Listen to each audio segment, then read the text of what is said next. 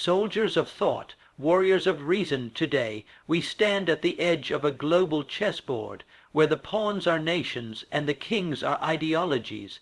The moment demands not silence, but the thunder of clarity.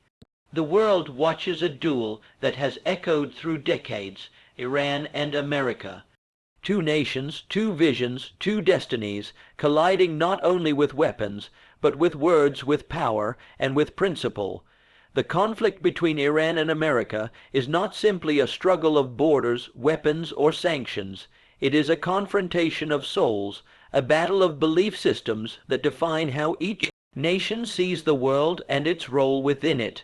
Iran, rising from the embers of empire and revolution, embraces a path guided by faith, martyrdom, and defiance of Western hegemony. Its leaders do not merely govern, they preach. Their authority is not solely political, but spiritual, bound to the idea that resisting the West is a divine duty. This resistance is not random, it is rooted in centuries of invasion, betrayal, and interference. Iran sees itself as the voice of the oppressed, the sword of the East, standing against the decadence and arrogance of global empires. Across the ocean, the United States holds a very different compass. Born from its own rebellion against monarchy, America now sees itself as the guardian of freedom, democracy, and global order. It spreads its values through alliances, culture, and, when diplomacy fails, through force. But America's vision of liberty often clashes with the sovereignty of nations like Iran, who view such freedom as veiled domination. To America, Iran is a threat, an outlaw nation meddling in the Middle East, funding resistance groups, and chasing nuclear ambitions. But to Iran, America is the real aggressor, a power that props up dictators, surrounds it with military bases, and imposes crippling sanctions to break its will. This is not just politics, it is poetry of purpose, written in the ink of ideology. Both sides believe they are chosen. Both see the other as a distortion of truth. When empires clash not for land, but for legacy, the war becomes endless. It cannot be won on battlefields, only in the minds of generations. Each missile fired, each speech given, each alliance formed is part of this ideological duel. Just as Napoleon once faced monarchies who feared the flame of revolution, Iran and America face each other not out of necessity, but out of narrative. Their battle is not just for control. It is to shape how the world thinks. And in such battles, it is not the stronger that wins, but the one whose vision burns brighter in the hearts of humanity. Throughout history, empires have fallen not because they lacked soldiers or steel, but because they lost the wisdom to use their strength rightly. Power, in its rawest form, is intoxicating. It promises control, fear, and dominance, but without the tempering hand of wisdom, it turns into a blade that cuts the hand that wields it. America possesses unmatched military might and global influence. Iran, though smaller in size, has mastered asymmetric warfare, ideological mobilization, and regional resilience. Yet both are at risk of destroying the very futures they aim to protect by allowing pride to replace prudence.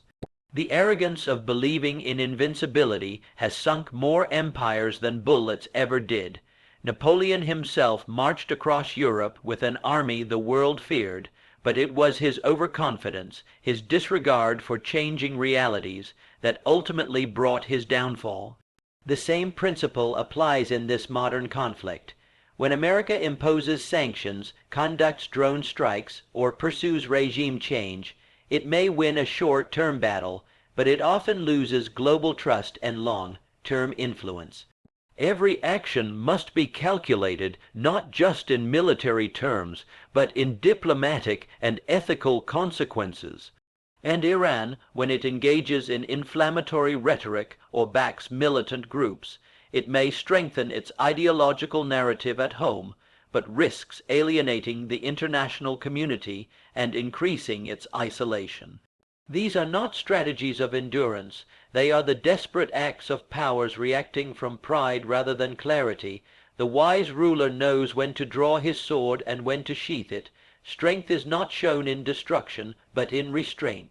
True leadership lies in knowing when to advance and when to wait, when to punish and when to forgive.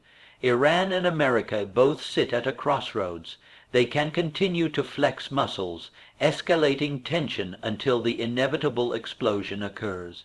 Or they can pause, not out of weakness, but out of strategic strength, and rethink their paths. The world has seen enough of empires drunk on their own might. What it yearns for now are nations led by visionaries, not by reactionaries. Power without wisdom is a fire in the wind, fierce, impressive, but ultimately uncontrollable. To last, to lead, to win, both Iran and America must learn that the greatest force is not violence, but virtuous foresight. The greatest victories in history have not been over rival armies or captured lands, but over one's own fear, rage, and ambition. Self-mastery is the foundation of enduring greatness. It is easy to launch missiles. It is far harder to control the temptation to do so.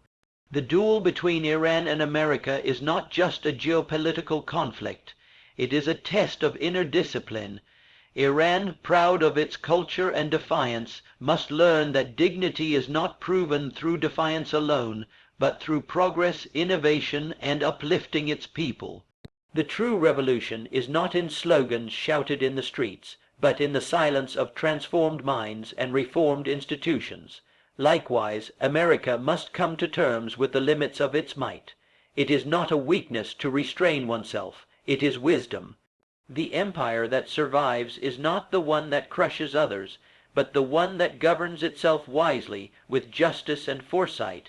Napoleon once said, "The battlefield is a scene of constant chaos. The winner will be the one who controls that chaos, both his own and the enemy's."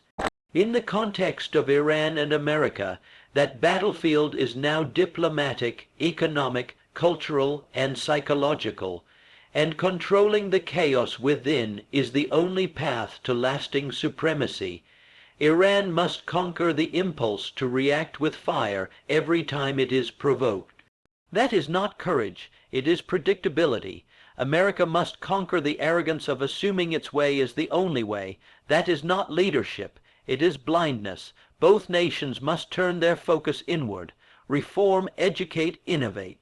Feed the minds of their youth rather than the flames of conflict.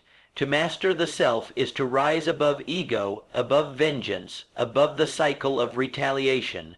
It is to understand that history remembers not those who roared the loudest, but those who endured the longest. And endurance is built on calm, clarity, and conscious decision making. If Iran and America are to shape the future of the world, they must first reshape themselves. The strongest fortresses are not built of stone, but of character. And character is forged in restraint. This is the hour not for impulsive action, but for reflective leadership. The empire that masters itself first will not only win this conflict, it will outlast history itself. In every great conflict throughout history, it is never the rulers who suffer most, but the people, the ordinary souls caught between decisions made in high chambers and consequences felt in low places. When Iran and America flex their muscles, exchange threats, and escalate tension, it is not the generals or presidents who go hungry, lose homes, or bury their children. It is the common man. Prideful leadership often wears the mask of patriotism, but behind it lies a dangerous truth. Ego, when placed above empathy, turns leaders into tyrants and nations into graveyards. The innocent always pay the price of ideological pride. In Iran, economic sanctions may target governments, but their real victims are the mothers unable to afford medicine for their children, the young minds unable to access education, and the families crushed by inflation. Yet the leadership, driven by resistance and honor, sometimes ignores these human costs, choosing symbolism over solutions. On the other side, America's wars and interventions may be framed as necessary for security, but thousands of its own veterans return broken in body and spirit, while trillions of dollars are spent on foreign operations that could have built schools, hospitals, and infrastructure at home.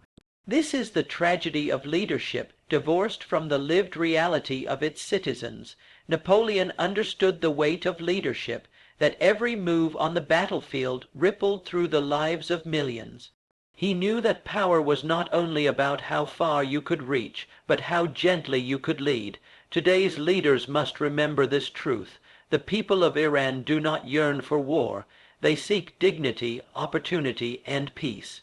The people of America do not crave dominance. They desire safety, prosperity, and respect.